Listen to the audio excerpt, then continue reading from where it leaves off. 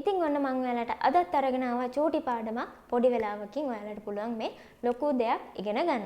මම මෙන්න මෙහෙම කියන්නම්.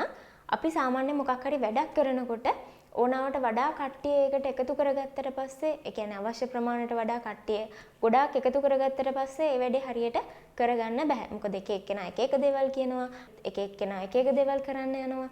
ඉතින් එහෙම වෙනකොට ඒ වැඩේ හරියට කරගන්න බෑ. ඒ කරන වැඩේ අප්සෙට් වෙන එක තමයි වෙන්නේ.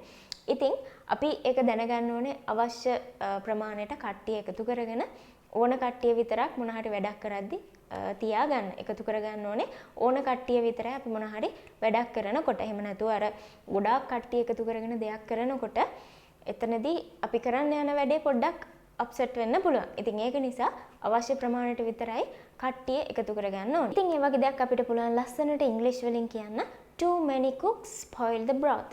Too many cooks spoil the broth. ඉතින් එහෙම කියන්න පුළුවන්. මම අර ඉස්සෙල්ලා කිව්වා වගේ ඕනාවට වඩා කට්ටිය එකතු කරගත්තම මොන හරි වැඩක් අපි කරගන්න යනකොට ඒ වැඩේ හරියට කරගන්න හම්බ වෙන්නේ නැහැ. ඒ වැඩේ අසාර්ථක වෙනවා. ඉතින් එහෙම වෙලාවකදී ඔයාලට මේ දේ යූස් කරන්න පුළුවන්. මම මේ දැන් කියලා දුන්න දේ පාවිච්චි කරන්න පුළුවන්. Too many cooks spoil the broth. ඔක හොඳට මතක තියාගන්න. එහෙනම් ඔය ටික හරියට ඉගෙන ගන්න. ලබන සතියේ අපි තවත් අලුත් පාඩමකින් හම්බ වෙමු. ඒ හම්බ වෙනකන් ඔයාලා හැමෝටම සුබ දවසක්.